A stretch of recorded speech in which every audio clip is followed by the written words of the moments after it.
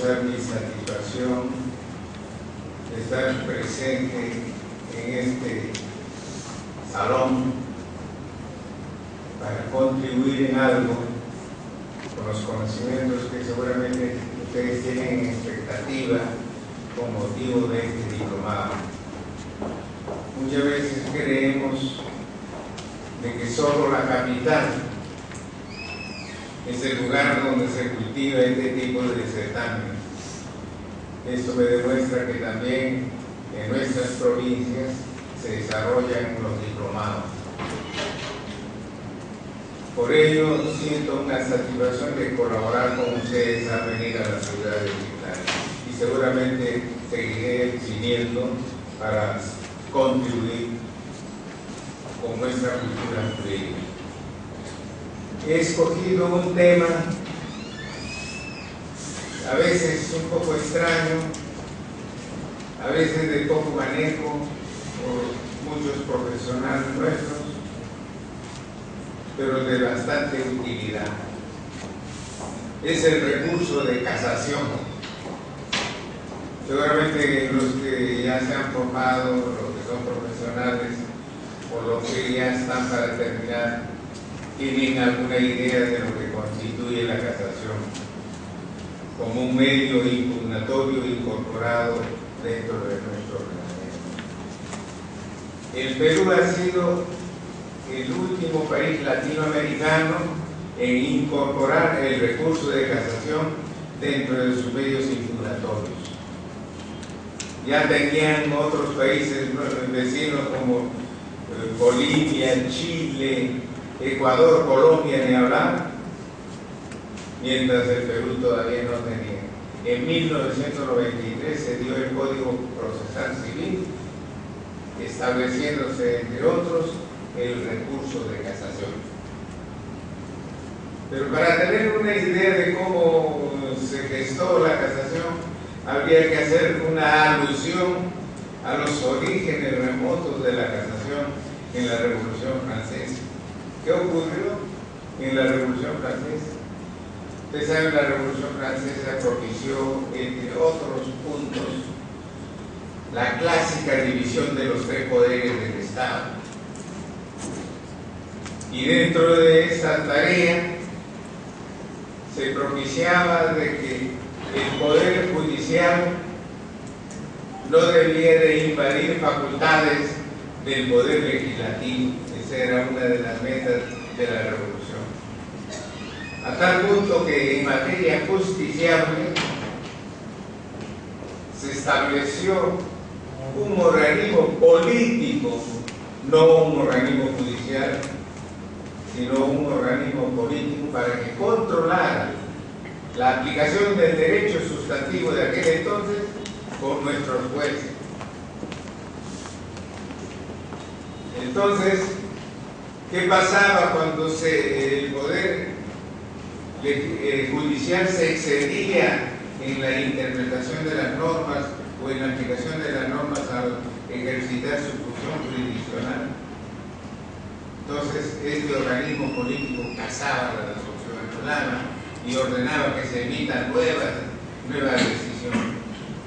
Era de orden simplemente político, para diferenciar las atribuciones que se le conferían al Poder Legislativo, al Poder Judicial y al Poder Ejecutivo.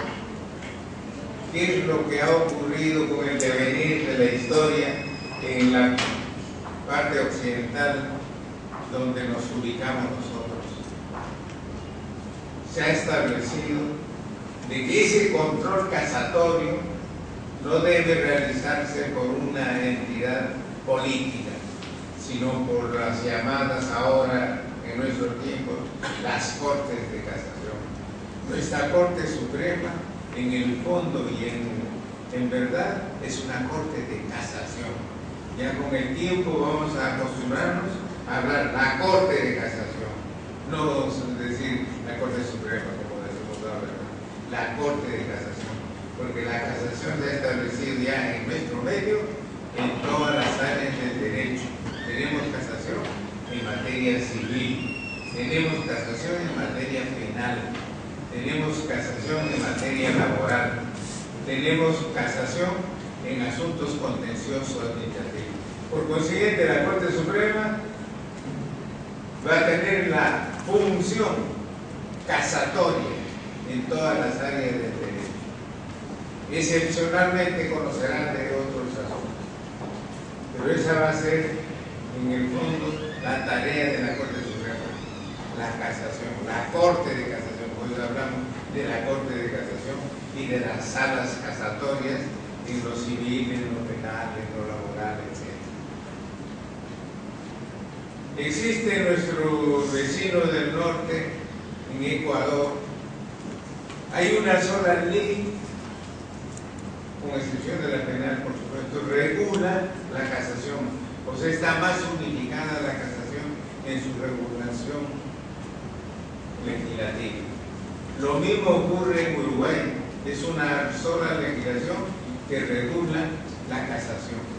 En cambio, en nuestro país se ha establecido la casación en lo civil, que fue la inicial, luego la casación penal, luego la casación laboral, por último la casación en lo contencioso administrativo. Posiblemente en el futuro, porque incluso en la Facultad de Derecho San Marcos, en el posgrado, hay proyectos de tesis que están elaborando los alumnos acerca de la unificación legislativa de la casación en nuestro medio.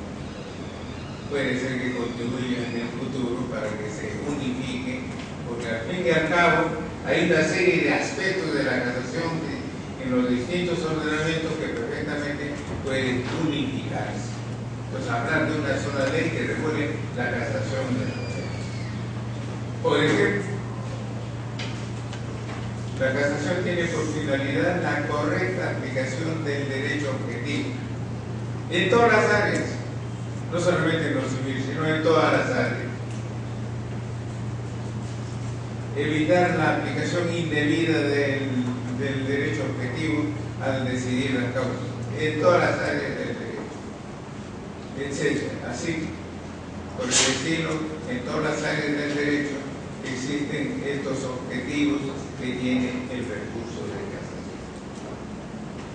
Bien, entonces, de un tiempo a esta parte, seguramente ya tendremos la posibilidad de tener unificada la casación en las distintas áreas. Pero quiero explicarles cuál es la orientación de la casación en nuestra cultura occidental a la que pertenecemos nosotros y cómo se va extendiendo la concepción de la casación. Incluso les voy a explicar ahora la última modificatoria que se produjo en nuestro medio respecto de la casación civil. Lo que se quiere ahora, y así empezó, por supuesto, el recurso de casación, era la correcta observancia, la correcta aplicación del derecho objetivo al decidir las causas, como objetivo central de la casación. Y esa es la función nomofiláctica. Lo que se pretende es que se observe correctamente el derecho objetivo en las decisiones que se emitan. El derecho, tanto del derecho material como del derecho procesal. La correcta observancia del derecho sustantivo y la correcta observancia del derecho formal o procesal. Esa es una de las funciones de la casación que cultivamos dentro de nuestra cultura en la que pertenecemos. ¿Cuál es el otro objetivo?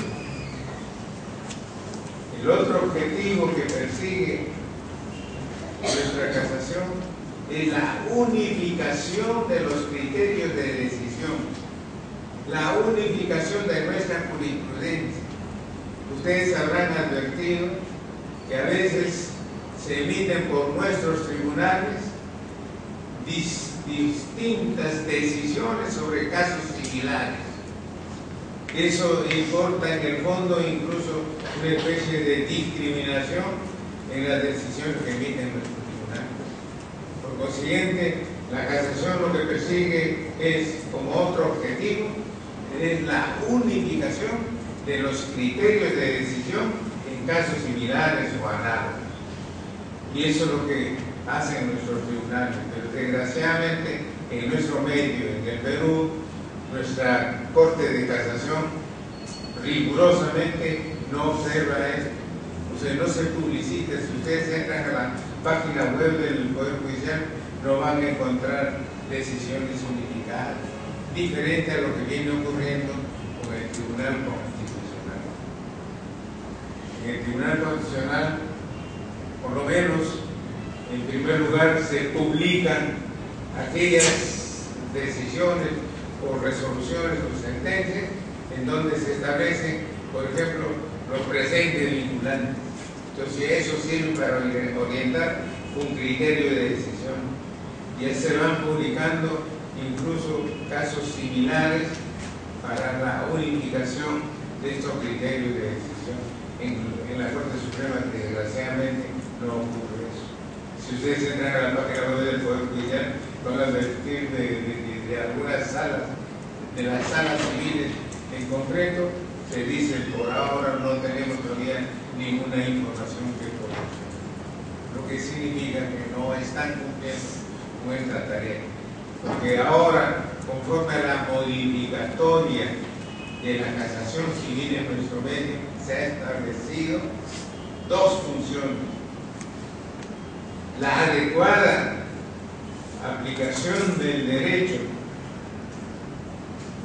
al de resolver la causa, y por otro lado la unificación de los criterios de decisión o la unificación de la jurisprudencia.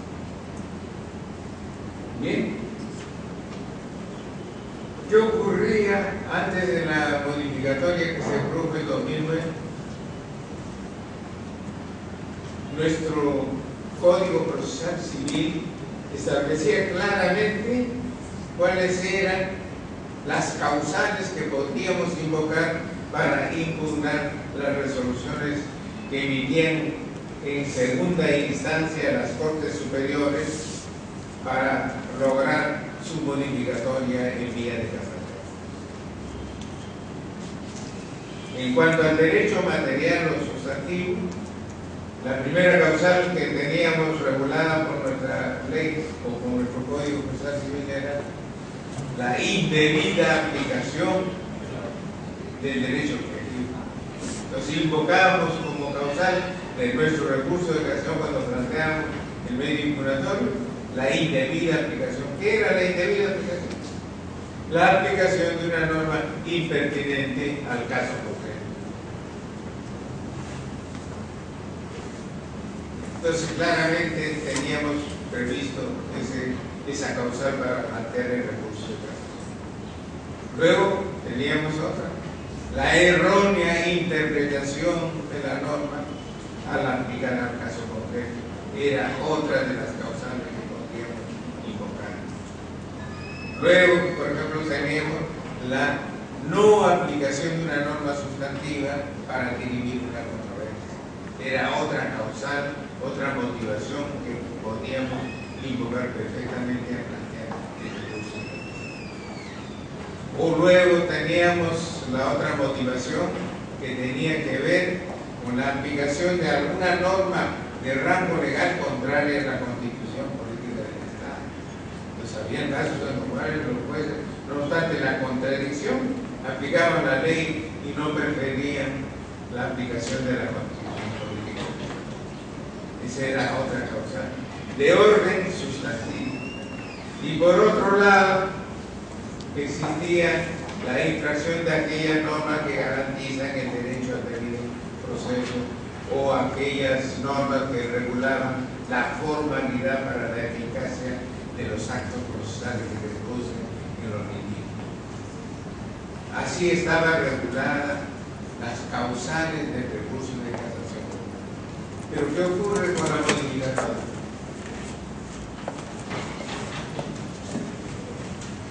Con la modificatoria ahora se han establecido dos causales.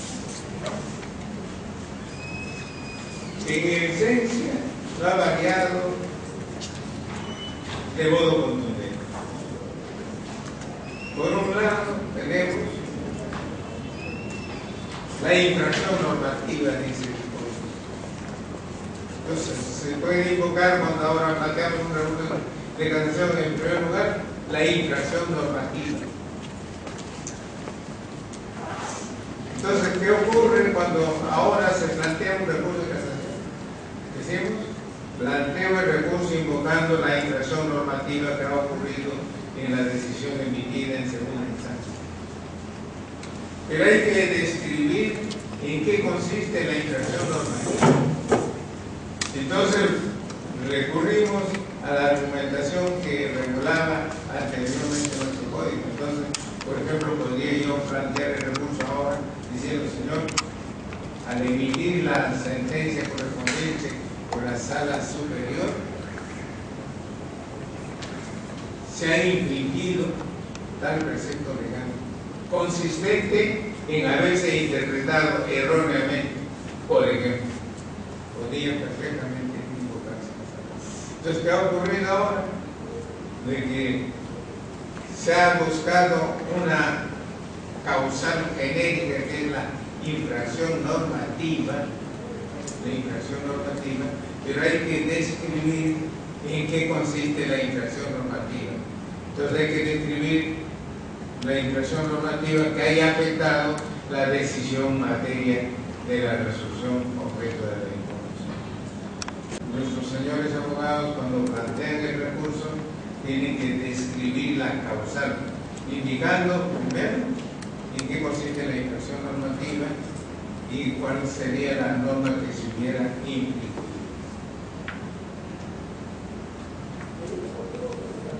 La otra motivación que ahora se puede plantear al formular la casación es el apartamiento inmotivado del precedente judicial. Más adelante voy a hacerles una explicación de los denominados precedentes vinculatorios o precedentes obligatorios que regula el protocolo.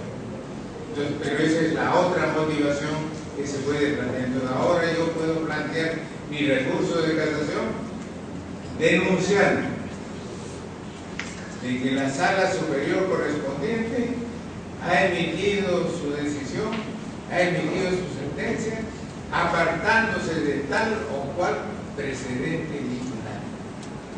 Entonces, en ese supuesto, yo como impugnante tendré que describir en qué consiste el precedente vinculante que no haya observado la segunda instancia, explicarles en qué ha consistido ese apartamiento y que no se haya motivado, porque puede haber un apartamiento motivado que en materia civil nuestro ordenamiento procesal permite, o sea que nuestras salas civiles superiores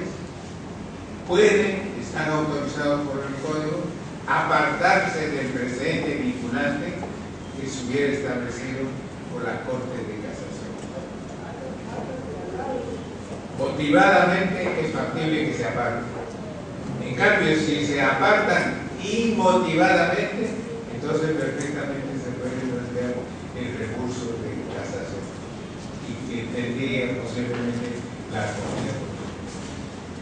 Conforme al ordenamiento derogado, al ordenamiento anterior al 2009 en que se produjo la modificatoria, no se hablaba de los precedentes judiciales, se hablaba de la doctrina jurisprudencial, que tiene más o menos el mismo sentido. No hay un doctrinario que haya hecho un deslinde cabal y convincente entre lo que es el precedente judicial y la doctrina jurisprudencial. En el fondo tienen el mismo sentido. Entonces, lo cierto es que antes se hablaba también de la doctrina jurisprudencial, pero ahora hablamos del precedente judicial. ¿Quién produce el precedente judicial? La Corte Superior, que es la Corte de Casación. ¿Cómo produce el precedente judicial? Lo vamos a explicar más adelante. Hay dos modalidades que utiliza nuestra Corte de Casación para establecer los precedentes vinculantes. Bien. Ahora hablamos de las finalidades del recurso. Nos preguntan cuáles son las finalidades del recurso de casación. Entonces, conforme a la modificatoria, una de las modalidades del recurso de casación es la adecuada aplicación del derecho al dirimir la controversia. La adecuada, diferenciándose de la finalidad que perseguía originariamente nuestro Código Procesal Civil. Como les decía hace un momento, originariamente establecía el Código. ¿Cuál es la finalidad del recurso de casación?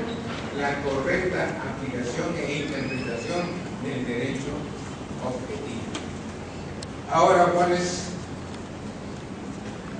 la finalidad del recurso de casación? La adecuada aplicación del caso del derecho en el caso materia de la imputación. La adecuada aplicación. Entonces, hay alumnos que me han preguntado, doctor, ¿será lo mismo hablar de la correcta aplicación e interpretación del derecho objetivo que decir la adecuada aplicación del derecho objetivo al caso concreto? No he encontrado una explicación que pudiera diferenciar contundente. Para mí tiene la misma significación, porque incluso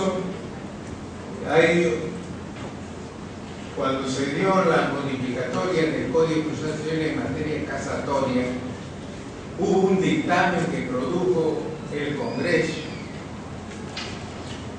que ahora, para mí, ese dictamen de la Comisión constituye la exposición de motivos, porque normalmente la ley debe tener su exposición de motivos, pero ya nosotros conocemos que nuestro Congreso no publica la exposición de motivos donde encontramos la justificación de la ley que se quiera dar. Entonces, ese dictamen de la Comisión de Justicia del Congreso para mí es una exposición de motivos. Entonces ahí encuentro la explicación y el sentido de por qué se dio determinadas reglas en materia casatoria. Entonces, al tratarse de la adecuada aplicación del derecho al caso concreto, no tiene otra explicación que encontrar aquella que dice que lo que se persigue es la correcta aplicación del derecho objetivo al caso concreto. Esa es la única explicación, porque no hay otra. Incluso dentro de las reglas contenidas en la exposición de motivos, que para mí es el dictamen que se produjo en el Congreso, recoge como sustantivo soporte para sostener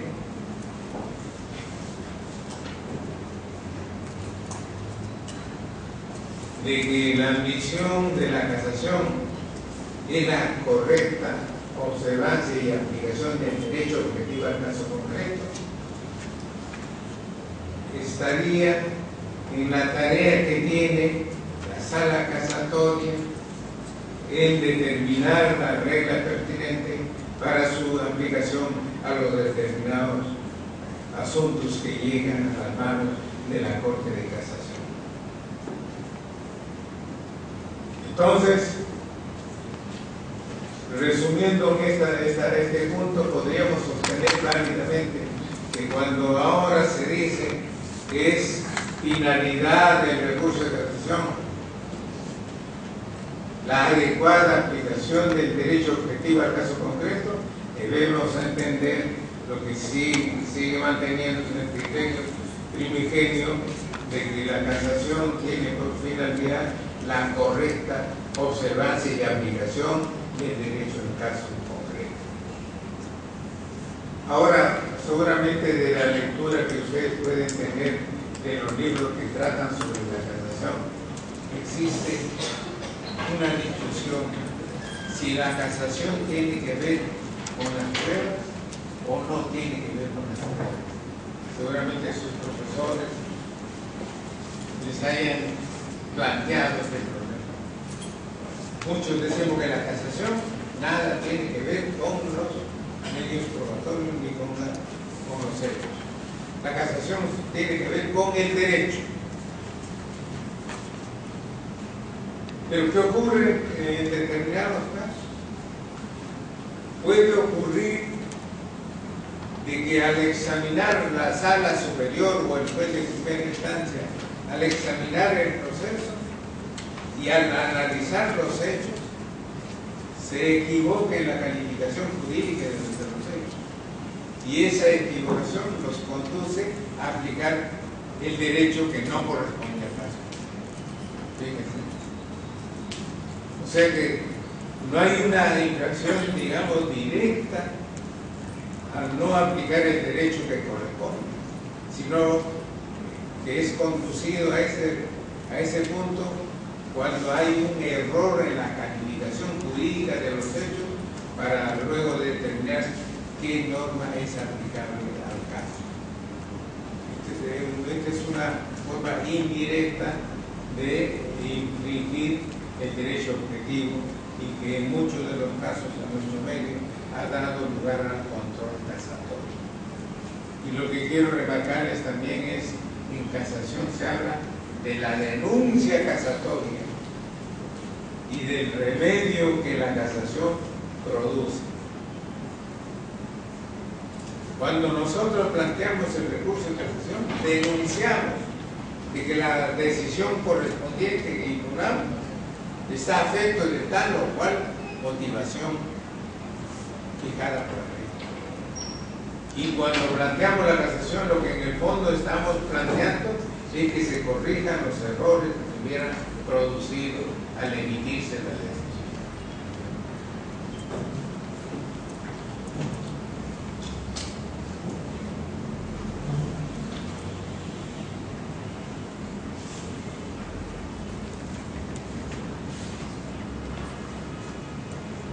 ¿Qué ocurre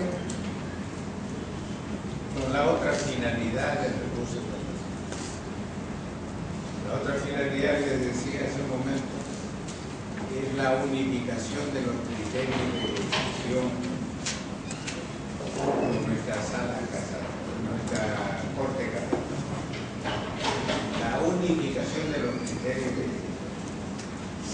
Entonces, lo que queremos es que en casos similares o análogos, la decisión sea uniforme, tenga el mismo sentido. Porque imagínense ustedes de que si hubieran casos análogos o semejantes y que nuestra Corte de Casación aplique decisiones distintas o diferentes, seguramente lesiona el derecho de muchos de los judiciales. Entonces lo que queremos es que se unifiquen los criterios. Entonces esa es una de las finalidades del recurso de casación. Incluso hay profesores, me acuerdo de un profesor español que llegó a San Marcos, el profesor Cera Martínez, y dijo que para mí la finalidad fundamental del recurso de casación es la unificación de criterios. Y secundariamente puede ser la aplicación correcta del derecho objetivo.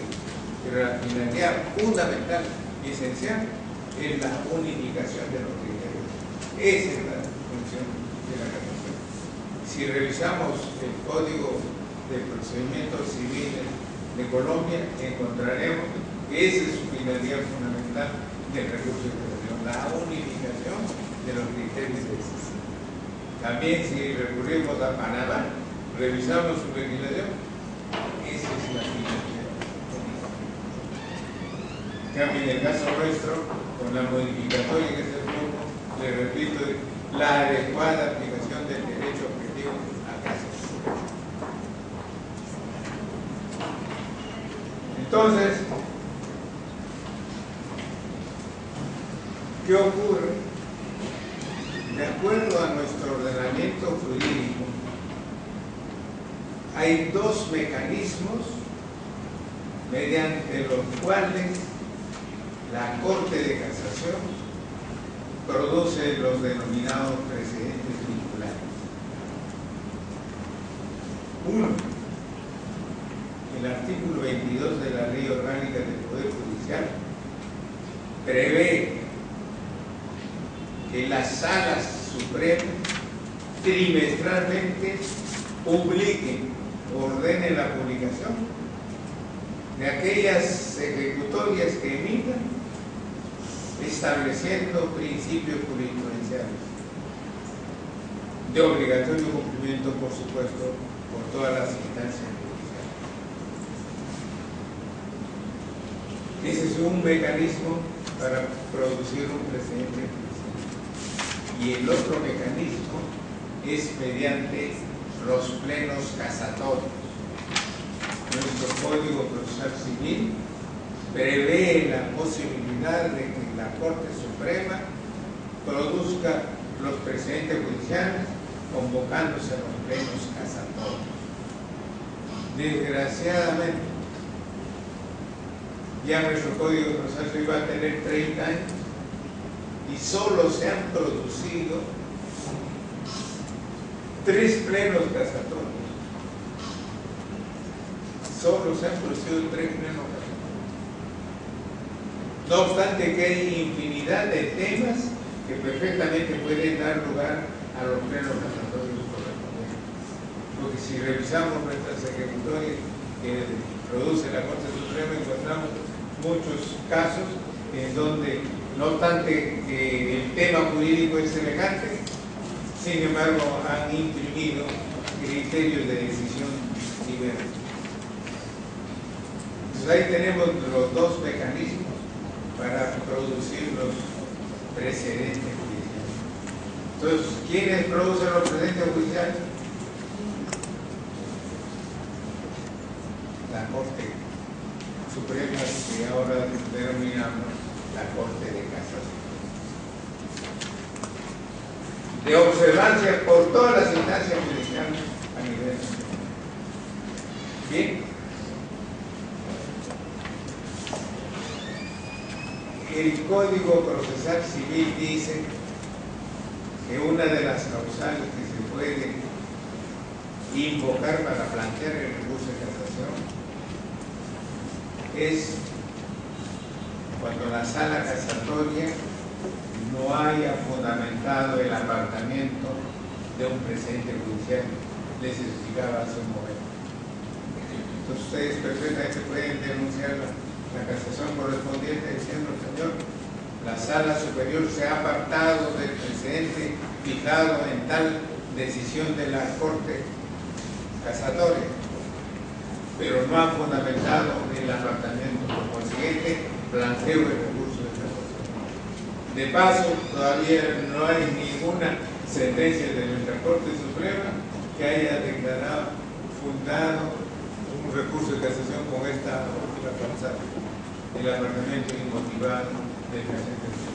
Pero nos ponemos en la hipótesis que se ocurre en alguna oportunidad. Entonces se plantea el recurso denunciando que la sentencia dictada por la Sala Superior se ha apartado del precedente vinculante fijado por la Corte de Casación, pero sin fundamentar el apartamiento.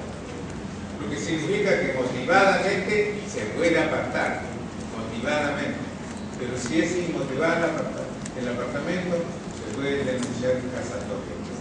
Bueno. Entonces, ahí me formularon en alguna oportunidad, me hicieron una pregunta.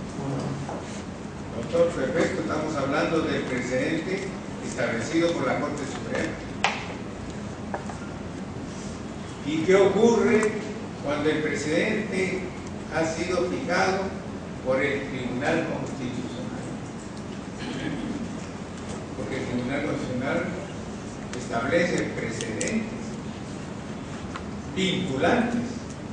Si ustedes leen el artículo 7º del título preliminar del Código Procesal Constitucional, ahí van a encontrar ustedes que el Tribunal Constitucional está autorizado para fijar precedentes vinculantes de obligatorio cumplimiento por todas las instancias judiciales. De obligatorio cumplimiento por todas las instancias.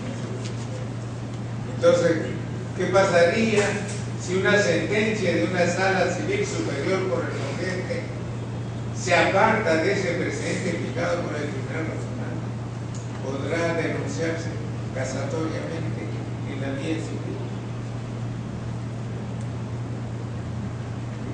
Un tema para discutir.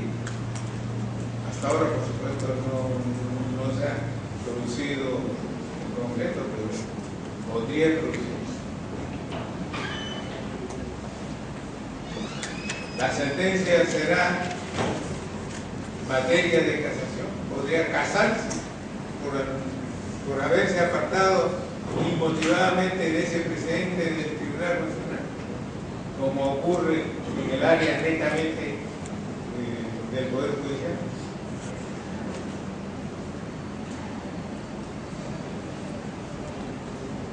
Ahora, nos preguntábamos en la cátedra el hecho de que el Tribunal Constitucional fije un precedente vinculante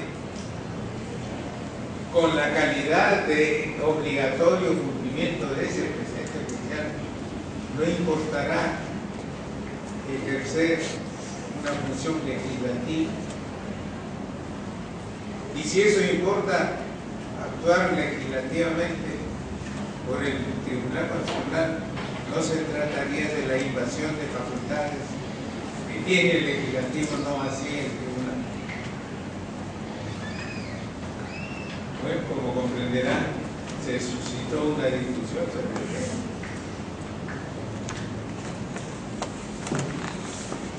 Sabemos nosotros que el Tribunal Constitucional tiene esa facultad de establecer precedentes. ¿Y qué son los precedentes? Cuando la ley es clara, cuando el juez tiene su normatividad, cuando tiene su derecho sustantivo en materia civil, por ejemplo, y puede perfectamente aplicar para resolver conflictos sin ninguna duda, no hay problema.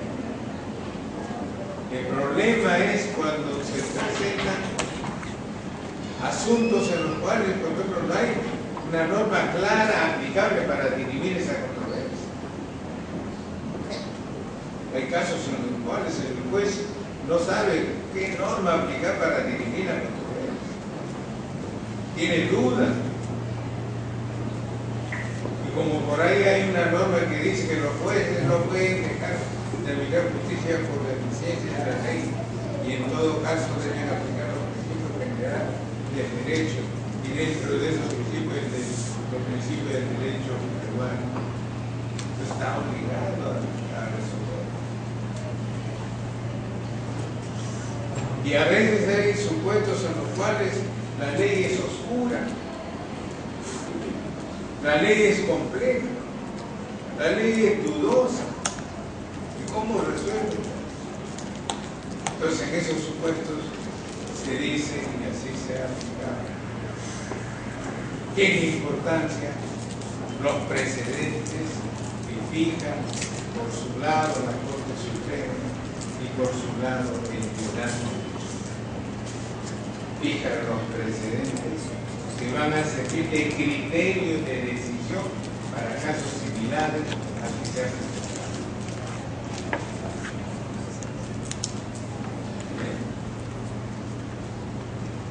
A tal punto que cuando se modificó el Código Procesal Civil, tomaron en cuenta pues los precedentes y dijeron hay que establecer como una causal del recurso de casación,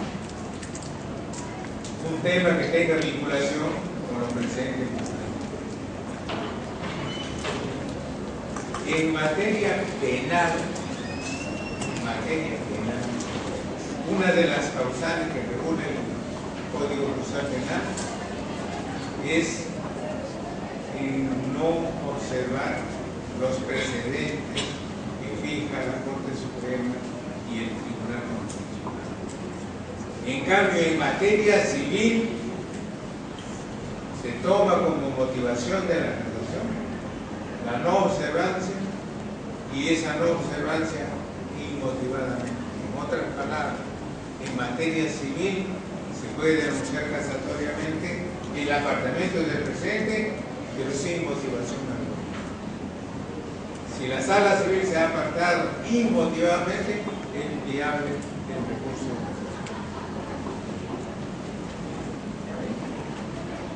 ¿Qué ocurrió? El 2006,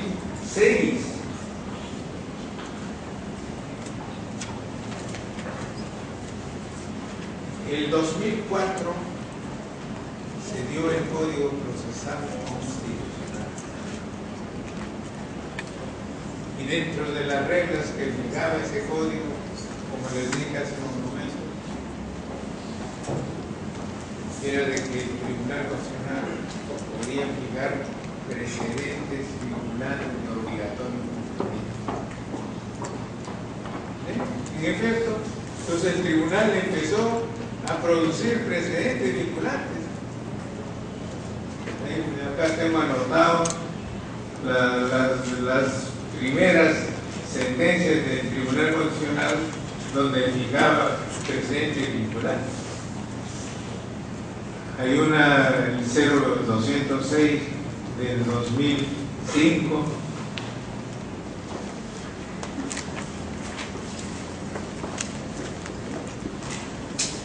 otra en 4227 del 2005, fueron una de las primeras sentencias que fijó el Tribunal Constitucional ya en aplicación de su Código Procesal Constitucional.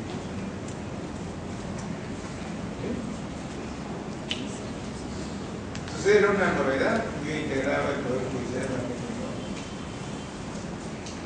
y todos los jueces preocupados, ahora cómo aplicamos esos precedentes, porque los precedentes desgraciadamente no se traducían como normas de nuestro Código Civil, donde ahí las reglas son cortas, precisas. En cambio, había precedentes que decían que constituye precedente el contenido de los considerados del 15 al 25. Pues había que leer esos considerandos de la sentencia para ver en qué consiste el precedente. Pues traía una dificultad enorme. Entonces todos preocupados con los precedentes. Entonces, a raíz de estas dos primeras sentencias del Tribunal Constitucional, la OCMA, que es uno de los organismos del Poder Judicial, que vigila la conducta de los funcionarios, lanza pues una resolución de jefatura del 13 de marzo del 2006,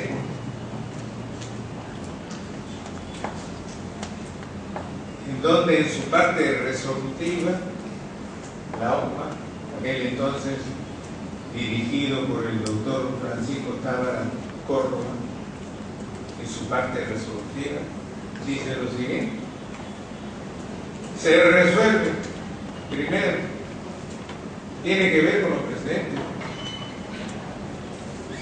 tiene que ver con este tema de los precedentes que estamos viendo en estos momentos. Se resuelve primero disponer que todos los órganos jurisdiccionales de la República, bajo responsabilidad funcional,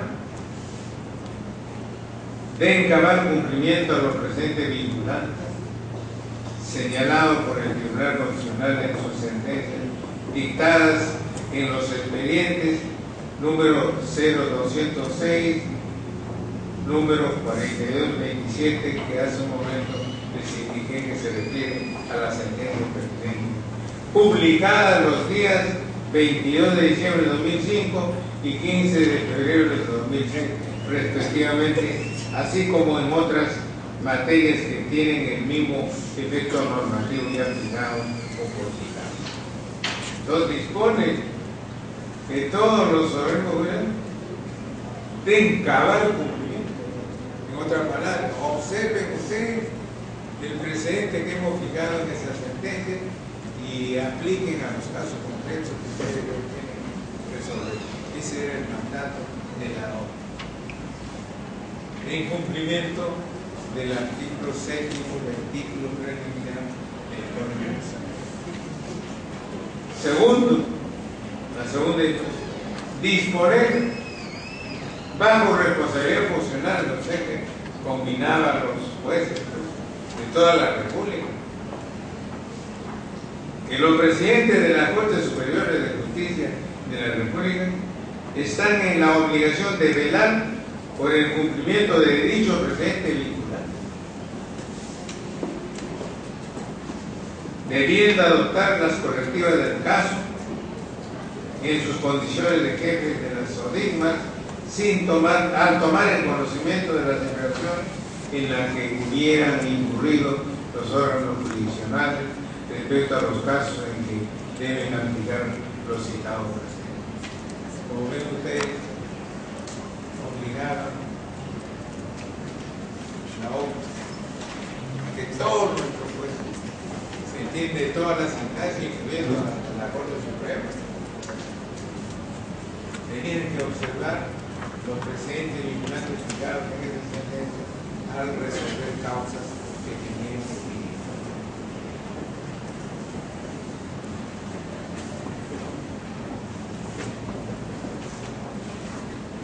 Todos los jueces preocupadísimos